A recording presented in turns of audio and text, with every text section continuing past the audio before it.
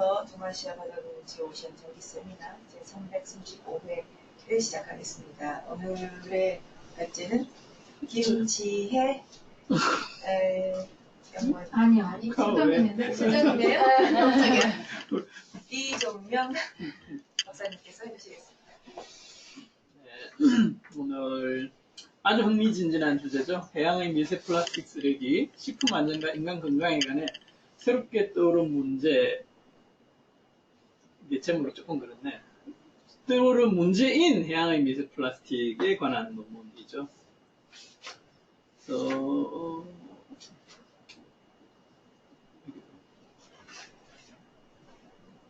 화면 전환에 시간이 좀 걸리네요. 닫아버리고.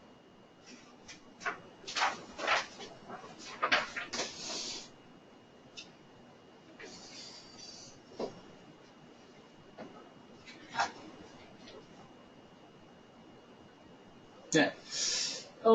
마린 폴루션 블레틴 2018년에 실린 논문이고, 제목은 말씀드린 것처럼 새롭게 어떤 식품 안전과 인간 건강에 관해서 떠오르고 있는 이슈인 해양 미세 플라스틱 쓰레기에 대한 리뷰 논문입니다. 이 논문은 유럽의 포르투갈과 네덜란드 그리고 노르웨이까지 학자들이 정리한 논문이고요. 표그림 보기 전에 요약을 보죠. 그래서 최근의 연구가 야생동물에 있어서 미세 플라스틱의 부정적 영향을 보여주고 있는데, 그래서 특히 이 인간이 이렇게 소비하는 해양 생물종에게 있어서 미세 플라스틱이 발견된다. 그런 거. 그리고 그렇기 때문에 이 수산물을 특히 의류와 폐류를 많이 소비하는 나라에서는 인간의 건강에까지도 좀 우려가 제기되고 있는 상황이라서 이 리뷰를 통해 가지고 미세 플라스틱이 식품을 어떻게 오염시키고 있는지에 대한 어떤 증거들을 살펴보고 그것이 궁극적으로 해양 환경에 존재한다는 것이 식품 안보, 그리고 식품 안전, 그리고 건강에 어떤 영향을 줄지가 논의를 하고 있습니다. 그런데 더 나아가서 사실은 지금 이제 이게 어떤 밝혀진 것보다는 밝혀야 될 게 더 많기 때문에 이 지식의 격차와 도전, 과제 이런 것들을 규명하는 게 이 논문의 이제 핵심적인 내용이라고 볼 수 있고요. 특히 인간의 건강에 대한 부정적 영향이 이제 우리가 그걸 먹음으로 해서 어떻게 일어날 건지에 대한 정보나 지식이라는 것은 굉장히 지금 한정적이고, 특히 이걸 평가할 수 있는 기술이라는 것 자체가 굉장히 아직까지도 논쟁 중이라는 거죠. 어떤 방법으로 우리가 그걸 평가할 수 있을 것인가 이런 것들에 대해서. 그렇기 때문에 인간의 건강에 미치는 이 영향을 평가하는 것이 굉장히 챌린징하다, 아주 어려운 과제이다. 그래서 어떤 연구들이 굉장히 필요한데, 그것은 잠재적인 노출과 그 다음에 건강 위협, 특히 미세 플라스틱과 나노 플라스틱에 있어서 그 부분을 어떻게 평가해야 될 것인가 라는 연구가 필요하다라는 것이 이 논문의 내용입니다. 표 그림은 굉장히 간단하죠. 그래서 이 표를 지금은 굳이 돌려서 볼 필요도 없을 건데, 식품에서 특히 수산물, 의류와 폐류에서 미세 플라스틱이 어떤 종류에서 얼마나 나왔고, 그것의 사이즈 레인지는 어떻게 되고, 어떤 부분을 조사를 했고, 쓰레기 종류는 뭐고, 그 장소는 어디였고, 연구자는 출처는 어딘지에 대한 게 상당히 많은 분량으로 정리가 되어 있죠. 그래서 전 세계에서 보고된 피쉬와 쉘피쉬에 있어서 미세 플라스틱 오염에 대한 아주 종합적인 정보가 이 표 1번에 정리가 되어 있고요. 특히 여기 보면 이 표시가 되어 있는 이 종은 FAO에서 이렇게 인식한 굉장히 많이 이렇게 일반적으로 소비되는 그런 어류, 폐류 종류이다. 폐류 종류다라고 하고 있습니다. 다음 테이블 2는 이제 폐류 외에 다른 이제 식음료, 푸드와 드링킹 워터에서 그러면 얼마나 미세 플라스틱이 발견됐고, 뭐 사이즈 레인지는 어떻고, 그 종류는 뭐였고, 어디에서 연구된 건지, 소스는 뭔지를 보여주고 있습니다. 그래서 보시면 뭐 우리 언론에 많이 나오는 맥주, 꿀, 설탕, 소금, 그 다음에 뭐 청어 종류, 그 다음에 물에서는 이제 미네랄 워터하고 수돗물 이런 데 대한 조사 결과가 쭉 정리가 되어 있습니다. 그래서 보면 이제 뭐 전 세계에 어쨌건 지금 이런 연구들을 다 하고 있는 거죠. 얼마나 사람들이 거기에 노출될 수 있는지. 뭐 최근에 언론 보도에서 제일 많이 인용하는 게 사람이 먹는 양이 1년에 먹는 양이 신용카드 한 장 정도 된다. 이걸 비유를 해가지고 굉장히 언론에 많이 나오고 있죠. 이까지가 표 테이블인데 중요하게 이제 이 피겨 1에서 크기에 따라서 사람의 몸속에서 어떻게 그러면 얘가 침투할 수 있느냐라는 걸 보여주고 있죠. 그래서 이건 이제 그제 우리 강사교육대 심원준 박사님이 또 다른 그림으로 보여주셨었는데 어쨌든 150 마이크로 이상일 때는 우리 몸에 이제 흡수가 잘 안 된다는 거죠. 근데 150 마이크로미터보다 작아지면 이제 림프에 들어갈 수 있고 100 마이크로부터는 이제 포탈 베인이라고 간 문맥이라네요. 이러면 이제 이게 우리 순환계에 뭐 다 들어갈 수 있겠죠.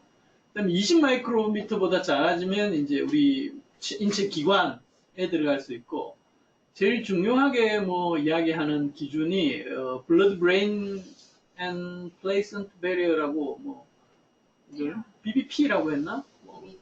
BBB라고 했나요? 어쨌건 이게 혈관하고 뇌를 이렇게 가르고 있는 그 막을 통과할 수 있는 크기는 0.1 마이크로미터, 그러니까 100 나노미터죠. 이거보다 더 작아지면 이제 우리 몸속에 못 가는 데가 없는 모든 영역을 다 이제 이 플라스틱이 들어갈 수 있다라는 걸 보여주고 있습니다. 그래서 결론적으로 지금 앞으로 우리가 뭘 더 알아야 될 거냐와 관련해서 이 박스로 정리하고 있는데 이 내용이 다라고 할 수 있죠, 사실은. 그래서 중요하게 미세 플라스틱의 어떤 농도라는 게 계속 높아질 것 같다는 거잖아요. 현재 우리가 여러 가지 조사 결과에서도 플라스틱 생산량이 늘어나는 것에 따라서 해양에서 플라스틱의 농도라는 게 높아지는 추세인 것 같다라고 하고 있기 때문에 그 정도를 이제 계속 측정해 가는 것도 굉장히 중요할 거고 특히 이제 식품 부분에서 수산물과 식품 부분에서 그리고 그 수산물과 식품에서는 특히 또 뭐가 중요하냐 어류나 폐류의 어떤 우리가 먹는 부분 먹는 티슈는 조직 먹는 부분에 어쨌건 얼마나 있는지를 조사해야 되고 그 폐류뿐만 아니고 극피동물 무슨 우리 멍게도 먹고 해삼도 먹고 알지 조리도 우리는 먹잖아요. 김에 플라스틱 붙어 있는 거 우리가 그제 같이 봤잖아요. 네, 그런 데 대한 것도 폐류뿐만 아니고 특히 우리나라 같이 중국, 일본 다 해당하겠네요. 해조류를 많이 먹는 그런 나라에서는 이제 이런 데 대한 모니터링도 조사도 필요하다는 거고, 또 모니터링이 필요한데, 그건 이제 환경 중에 해안에는 얼마나 있고, 떠다니는 건 얼마나 있고, 한지에 대한 걸 통해 가지고 전 세계적으로 이제 양을 줄여야 되고, 그것이 또 이제 어패류라든가 이런 자원의 어떤 현존량에 영향을 주고 있지 않은지 그런 데 대한 연구도 필요한 거고요. 그 다음에 우리가 왜 플라스틱을 뭐 이렇게 식품 안전과 관련해서 얘기하는가와 관련해서 제일 핵심적인 거는 그 케미칼이죠. 그러니까 화학물질이 어떤 게 들어가 있고 그것을 이제 얼마나 있고 뭐 한 거, 특히 이제 먹는 것과 옮겨지는 것, 특히 사람에게 있어서 그걸 이제 밝히기 위한 방법에 대한 개선이 많이 필요한 거고요.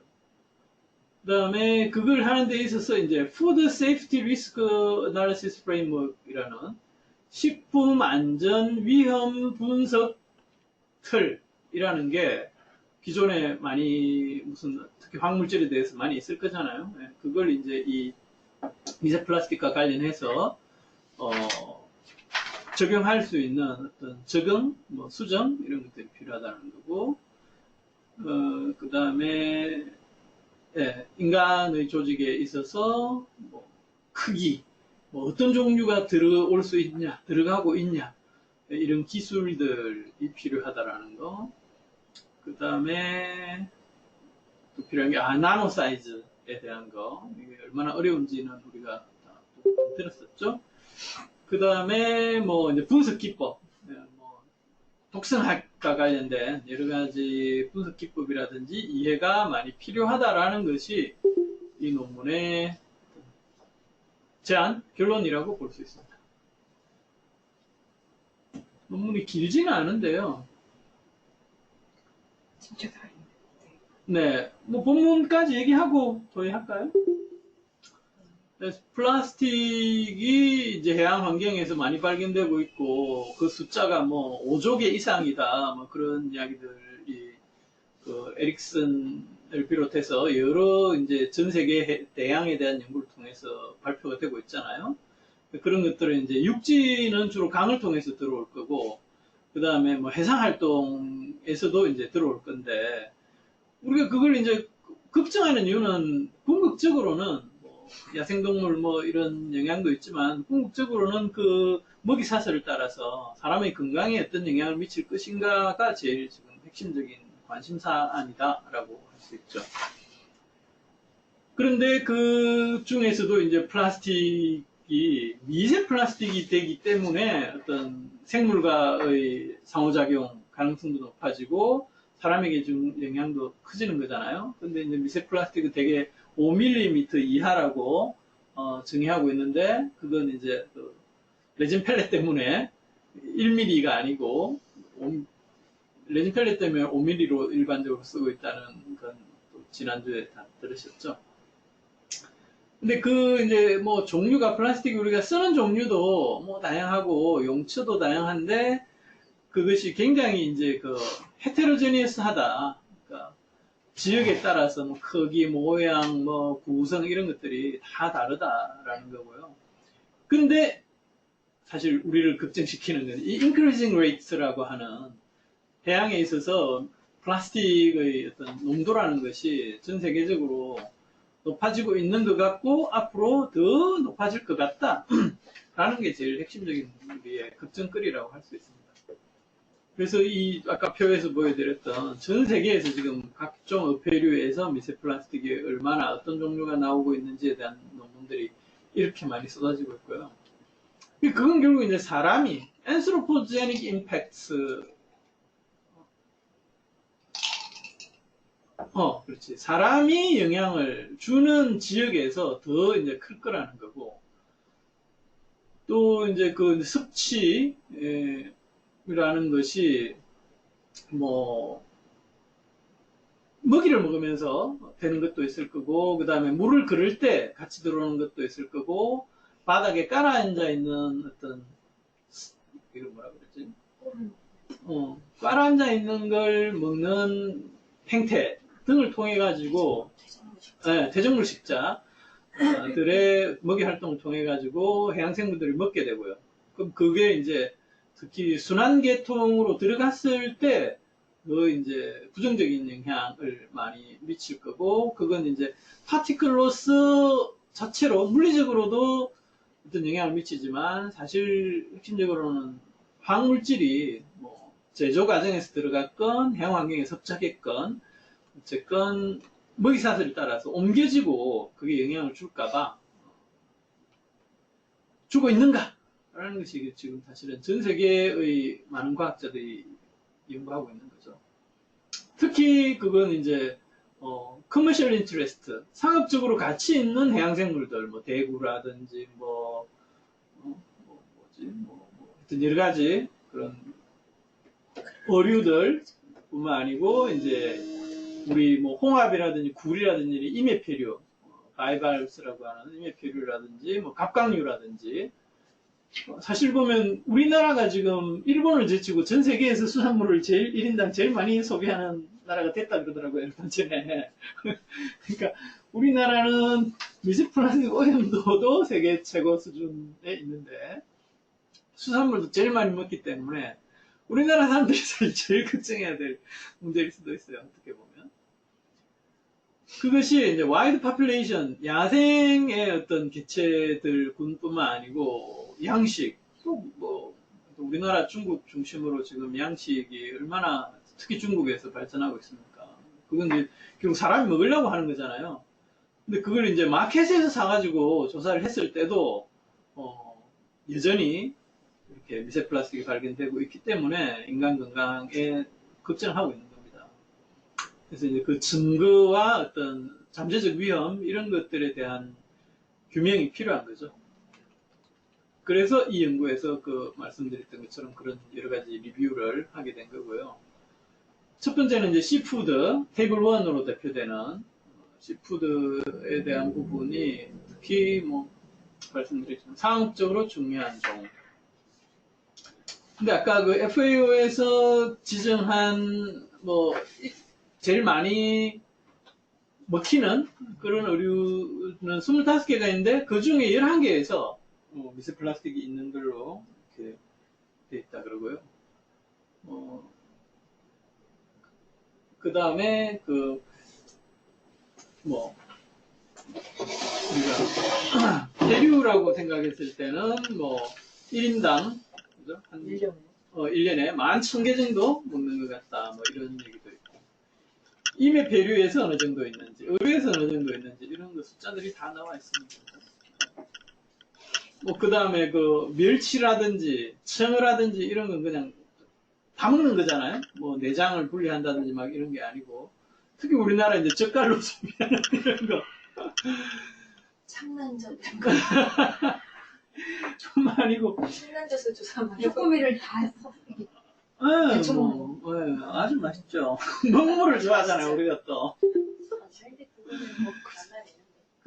그래서 이비스레이션이라고 이게 뭐였지?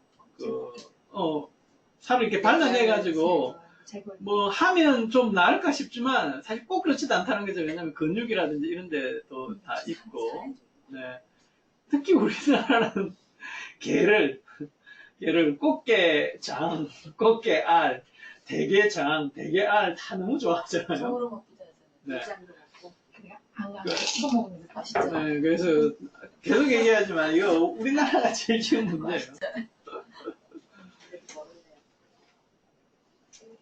그다음에 표 2에서 나와 있는 이제 그 다른 뭐 맥주, 돌꿀 뭐 이런 거에 대한 그거에 대한 연구가 이제 그 유럽의 어떤 식품 무슨 포탈 이런 데에 막 나오고 있대요. 그게 테이블 2에도 나와 있고요. 네, 그런데 그거에 대해서 이제 어떤 규제할 수 있는 그런 프레임워크가 아직 부족하다. 없다라고 하고 있습니다. 그래서 그걸 이제 만들어야 되기 때문에 이런 리뷰를 하고 있는 거고, 사실 유엔 환경총회에서 지금 4차까지 총회에서 매번 미세 플라스틱 결의안이 채택이 됐는데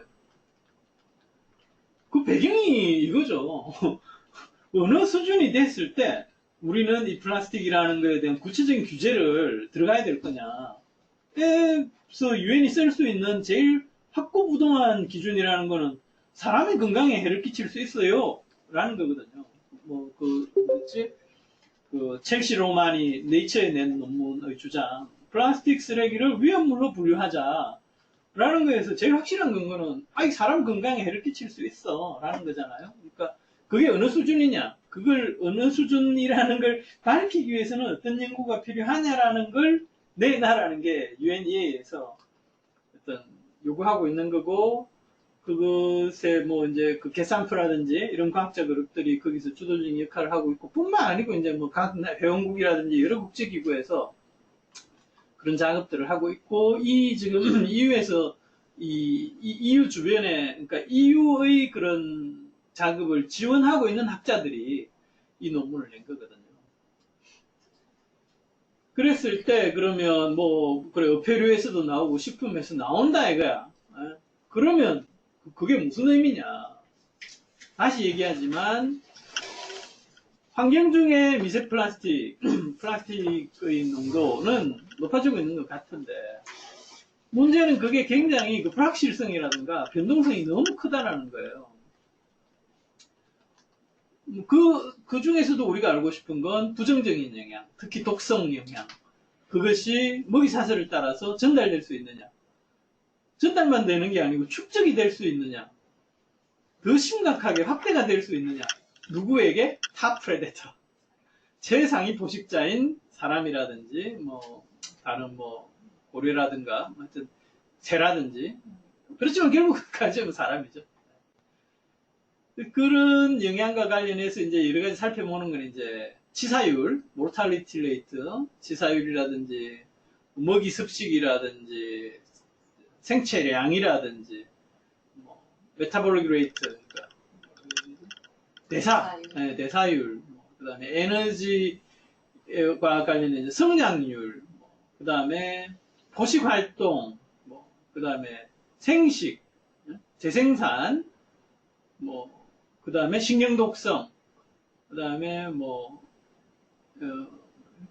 내장의 어떤 손상, 이런 것들이 어쨌건 아까 얘기했던 어떤 생물 영향이라고 할 때, 부정적 영향이라고 할 때 살펴보게 되는 연구의 방법, 관심 분야 이런 거라고 할 수 있고요.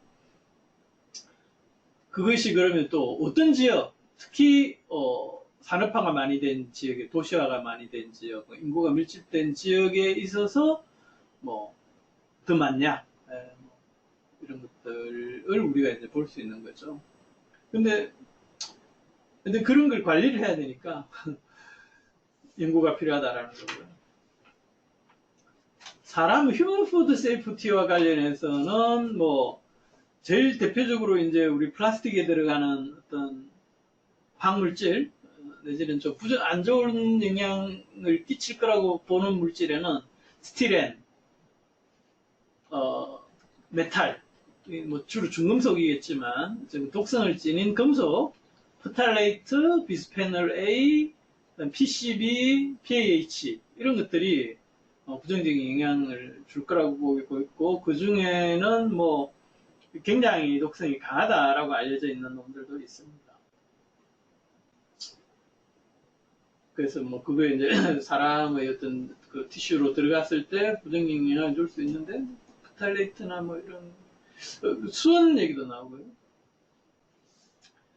또 하나는 얘들이 어떤 외래종이나 병현균의 이동 경로가 될 수 있다는 거죠. 플라스틱 스피어라고 했는데, 쉽게 말해서 플라스틱 표면에 붙어가지고 이런 놈들이 먼 바다를 이동해가지고 다른 바다에다 퍼뜨릴 수 있는 기작도 될 수 있는 거 아니냐라고 하고 있는데, 물론 이제 이런 연구가 굉장히 지금 부족한 거죠. 증거도 없고, 또 화학물질이, 그러니까 플라스틱, 미세 플라스틱이 붙어 있을 때 얘가 그러면 물로는 얼마나 가고 그걸 먹은 생물에게는 얼마나 전달될 수 있다, 이런 이제 그게 그 분배 모델이라는 게 있을 거잖아요. 근데 그걸 봤을 때 사실은 그걸 먹은 생물에게 전달되는 양이 굉장히 적을 수 있다, 이런 연구들도 많아요. 왜냐하면 우리 오염물질의 전달이라는 거는 특히 물고기들은 자기들이 호흡을 하기 위해서 물을 그러잖아요. 그러니까 물, 그 다음에 아까 퇴적물 식자라든가 이런, 내지는 거기 산다라고 할 때는 퇴적층, 결정적으로는 걔들이 먹는 먹이에서 이런 오염물질이 전달이 되기 때문에 플라스틱의 영향이라는 것은 어떤 분배 계수를 생각하면은 이게 뭐지? 연립학적 균형에 따라서 얘가 이제 옮겨져야 되는데 그 균형 상태를 생각할 때 얘들이 더 크기 때문에 플라스틱에서 전달될 양은 굉장히 한정적일 수 있다. 이런 연구 결과도 많이 있습니다. 그래서 뭐 그 영향이라는 건 어쩌면 무시해도 좋을 정도일 수도 있지만 여전히 문제는 불확실성이 굉장히 크다는 거고요.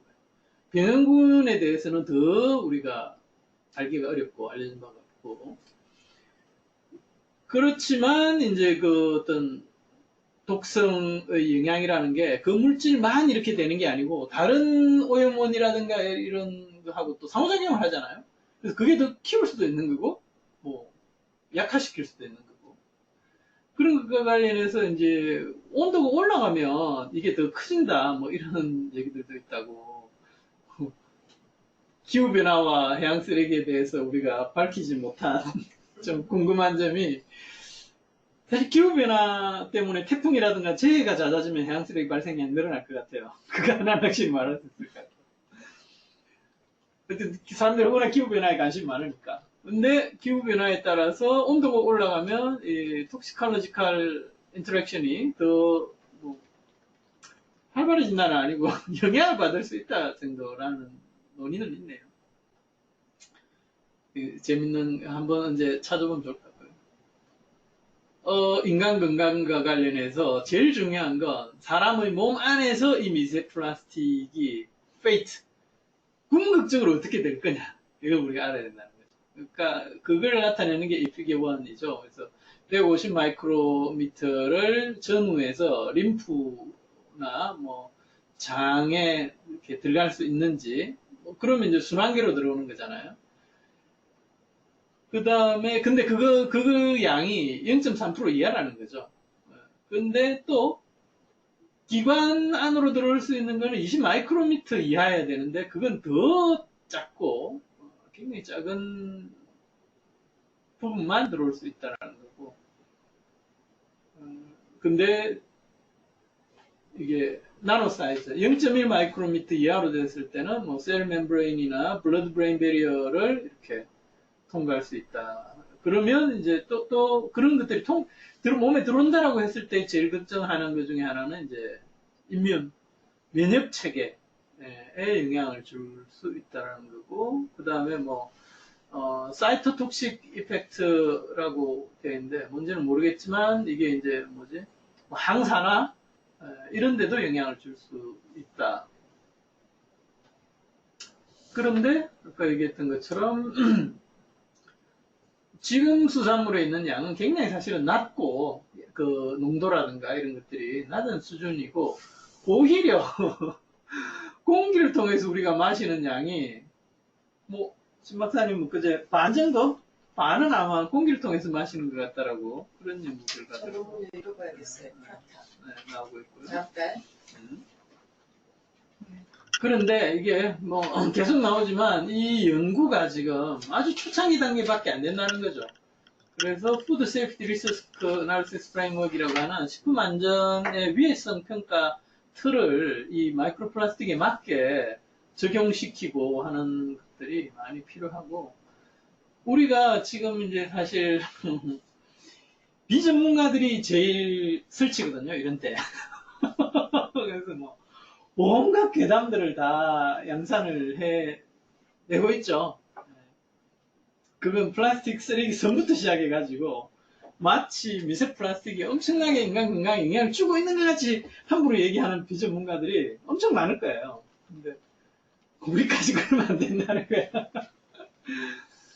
그것이 굉장히 어떤 조심스럽게 논의돼야 되는 그런 거라는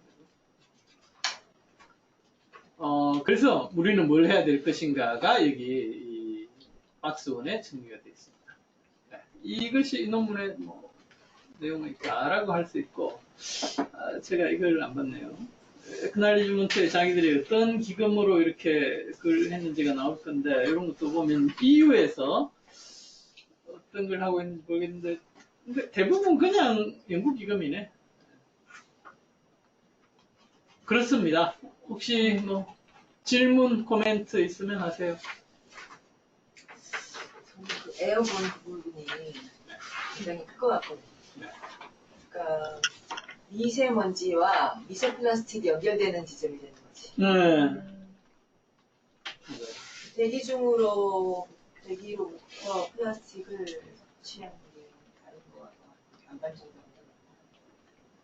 굉장히 심각하거든요. 그래서 미세먼지 문제가 더. 미세먼지 관심을 가져야 돼요. 아니, 여기 내용 중에 그 내장을 제거한 생선 중에 말린 생선에서 억수로 좀 수치가 높게 나온 게 있었는데, 그게 그래서 내장을 제거를 하는 게 별 영향이 없다, 그 플라스틱을 안 먹기 위한 방법으로서 그게 별로 뭐라고 효과가 없다, 이렇게 설명해 놓은 게 공기 중에서 말리는 말리면서? 동안에 달라붙었거나 그랬을 때 어느 그럴 수 정도 있을 것 같은 거예요, 저도. 네. 근데 제가 읽은 부분은 그냥 생선살로 읽었는데 그게 말린 거였나? 드라이 거기가? 돼 있대요. 말리지 않아도 발견된다면 그건 문제인데. 발견될 거예요. 많이 네네. 말리지 않은 거에서도 발견된다면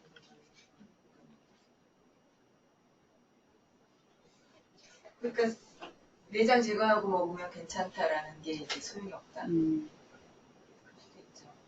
이게 이제 사이즈가 우리가 디텍트가 안 돼서 그렇지 작은 사이즈로 가게 되면 생포도 좋고 아까 그 예로도 5간 그렇고. 7가는 그 길이로 볼 때, 크기로 볼 때 상관이 없는 미국에서도 다 동물 이렇게 그건데 식물한테도 어차피 그런 거 다 들어가 있지 않았구나. 그런 생각도 또 식물 들었어요. 100% 공기 중에.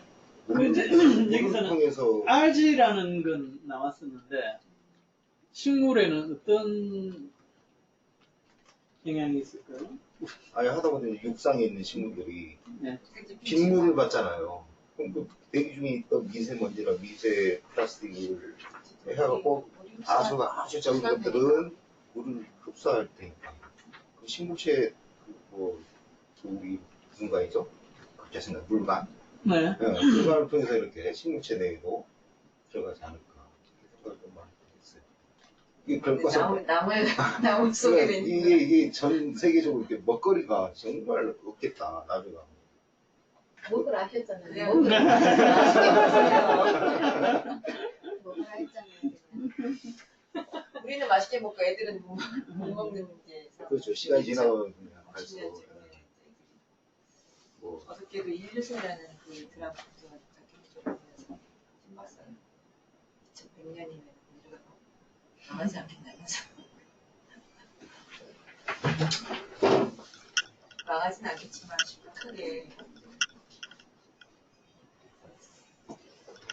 네, 다른 질문.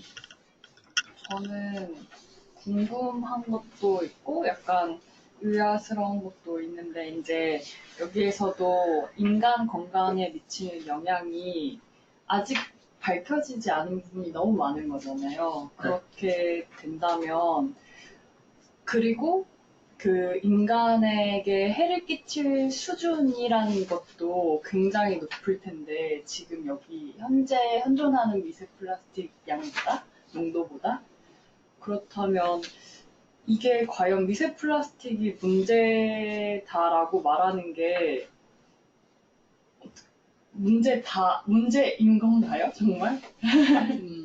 사실 알 수 없죠. 알 수 없는데 제가 그 논문을 정확히 못 찾았는데 그 신문준 박사님이 그 어디 발표한 거 보니까 지금은 이렇게 그 모델을 해봤을 때 쉽게 말해서 영향이 별로 없다, 위험한 수준이다라는 바다가 한 5%라면 지금처럼 해양의 농도가 높아지면 나중에는 5% 정도면 안전한 바다고 나머지 바다의 어떤 플라스틱 농도라는 것이 굉장히 급증을 해야 되면 해가 있을 수 있다라는 수준으로 바뀔 거라는 거예요.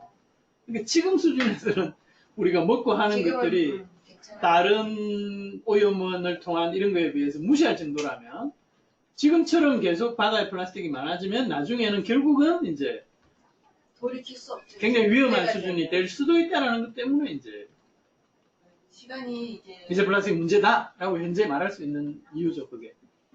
잠재적인 가능. 그렇죠, 잠재적인. 가능성인데 그게 너무 이제 명확해 보이는 거지. 양은 증가하고 사람에게 들어올 수 있는 여러 가지 가능성이 지금 다 열려 있잖아요. 그래서 불을 보듯 뻔한 결과가 예측이 되는 거죠. 그런데 그거를 진짜 문제다라고 인식하는 순간 뭔가를 조처를 취하게 되면 너무 늦어요. 이걸 뭔가를 속도를 지금의 농도를 낮추는 거는 사실 더 어려울 수도 있는데 증가율을 좀 낮추는 정도면 우리 열심히 하면 할 수 있지 않을까. 그러니까 증가율을 낮춰서 위험성을 좀 낮춰주는 거, 최대한 낮추는 거, 그게 우리가 할 일이 아닐까. 그리고 그게 얘기하는 플라스틱이 환경 중에서 농도라든가 이런 게 높아질 거다라는 이유 중에 하나가 에너지는 우리가 지금 석유나 그걸 뭐라 그러지? 탄화수소 기반? 여기서 좀 많이 바꿀 수 있거든요. 뭐 재생에너지나 이런 걸로. 근데 우리가 어떤 재료로서 플라스틱은 에너지에서 그 탄화수소를 떠나는 것보다 훨씬 힘들 것 같아요. 뭐 그제 우리 강의에 바이오매스 기반, 생물 기반의 재료를 소개하는 그런 대안이나 그런 활동이나 산업들이 있지만 정말 그 미약하고 그것도 어떻게 보면 플라스틱의 한 종류인 경우도 많거든요. 똑같이 화학물질 써가지고 그런 성격을 만들어야 되는 것들도 많단 말이에요. 그러다 보니까 플라스틱이 해양 환경, 다른 우리가 플라스틱에 노출되는 환경이라는 건 굉장히 그 농도라는 게 증가할 수밖에 없지 않을까라고 생각해요. 피크 오일 하고도 상관없이 플라스틱의 생산량, 사용량은 계속 늘어날 거다. 에너지 분야에서 줄어들더라도. 그 말도 있긴 했어요. 페트병을 안 쓰고 있어 텀블러를 쓰는데 텀블러도 플라스틱. 네. 그래서 텀블러 역습이라고 말씀하셨죠. 150번 써야 되는데. 석유가 지구상에 뭐 메리트량 뭐 이런 거 나오잖아요. 네. 그걸 사용할 수 있는 한계점이 있을 텐데. 직접 이미 그랬고. 석유량이 줄어들어서 플라스틱이 줄어들 거예요. 어느 한계점에서는 뭐 더 이상 뭐 만들 수 없는 상황이 되지 않을까. 네, 물론 일회용 플라스틱을 만드는 석유는 이제 좀 줄어들어야 되겠죠. 그래서 이 문제를 바라볼 때 인간이 문제다, 우리가 큰일 났다 이런 시각보다 지구가 문제다, 그렇죠. 지구가 큰일 났다라는 시각으로 바라보아야 될 것 같아요. 지구가 왜 큰일 났죠? 저는 더 이상 쓸 수 없는 상태가 되어버릴 것 같아요. 우리가 살 수 없는. 그러니까 그거 사람에게 큰일이잖아요. 그래서 사람이 무슨 짓을 하든 사실은 지구에 물론 생물이나 뭐 기후변화 이런 것 때문에 굉장히 뭐 대량 멸종 이런 게 나타날 수도 있다. 어제 다큐를 봤을 때는 네. 인류는 멸종할 수밖에 없을 거라는 전제인 것 같더라고요. 인류가 멸종하고 나서 남아있는 지구도 문제인 거죠. 네. 인간이 문제가 그런 시점보다 더 넘어서는 것 같은 물론 저는 그 느낌 좀 있어요. 네. 중요한 발생 원인이 우리라는 거지. 지구가 이제 살 수 없을 정도 되면 다른 식민지를 더 개척하겠죠. 그래가지고 태양계에 있는 행성을 가는 이상 몇 년 안에 자원을 고갈시킬 거라고 인간이 우주로 나가가지고 우주에 있는 네, 그 얘기는 세미나 끝낼 거고요. 그것도 엄청 재밌는 얘기긴 한데. 우리가 열심히 합시다. 근데 여기 이 논문에서 이제 보면 수많은 과학자들이 그 마지막 그 표 박스 안에 있는 내용들을 해야 된다라고 얘기를 하잖아요. 네. 그러니까 전문가들이 관심 있는 분야는 저런 거잖아요. 네. 그러니까 수많은 연구자들이 저런 거에 몰입을 할 때 우리는 정말 근본적으로 줄일 수 있는 건 뭔가, 가장 큰 발생원은 뭔가, 그걸 잡고 그걸 줄이는 역할을 하는 것이 잘하는 거예요. 특히 우리가 지금 스티로폼 목표 때문에 열심히 막 하고 범인들하고 만나는 것 때문에 힘든데 그런 게 굉장히 중요한 거예요. 네. 그런 노력을 통해서 실질적으로 이 산업화가 돼버린 또 몇십 년간 이제 너무 많이 이미 정착이 된 어떠한 하나의 물질을, 하나의 아이템을 새롭게 제거하거나 바꿔내는 그 과정을 제가 직접 체험하고 있는 것이기 때문에 그런 걸 굉장히 중요한 과제다 생각합니다. 그래서 보시고 열심히 했으면 좋겠습니다. 네. 혹시 다른 우리 참여자분들 뭐 질문하실 게 있으면 하시죠. 카메라가 남아있나요? 뭐 김문진, 심경숙, 최정식 선생님 중에 질문하실 거 있으시면 해주세요.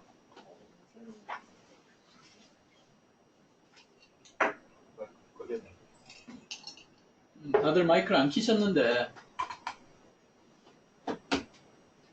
예, 질문 없습니다.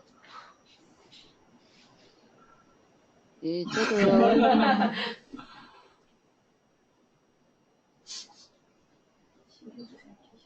심경숙 선생님 말씀 한번 해보세요. 우리 들리는지 테스트만 하게. 아, 저도요. 저도 질문 없습니다. 잘 안 되네. 다 돼 있는데. 네. 저는 잘 아, 들리는데요. 제가 잘 안 되는 것 같다, 뭐가. 스피커가 안 되는. 스피커가 잘 안 되는 것 같아. 왜 소리가 안 들리지? 그러게. 저도 들리네? 이제는 네, 저도 잘 들었습니다, 오늘. 네. 앞부분을 저희가 못 들었어요. 혹시 앞부분에 뭐 다른 구체적인 질문이나 코멘트 하셨나요? 아니요. 아, 네. 안 했습니다. 네. 네, 감사합니다. 기록 부분은 뭐 저희 채팅이요? 네. 그럼 오늘 이 정도 할까요? 네. 네. 수고하셨습니다. 수고하셨습니다.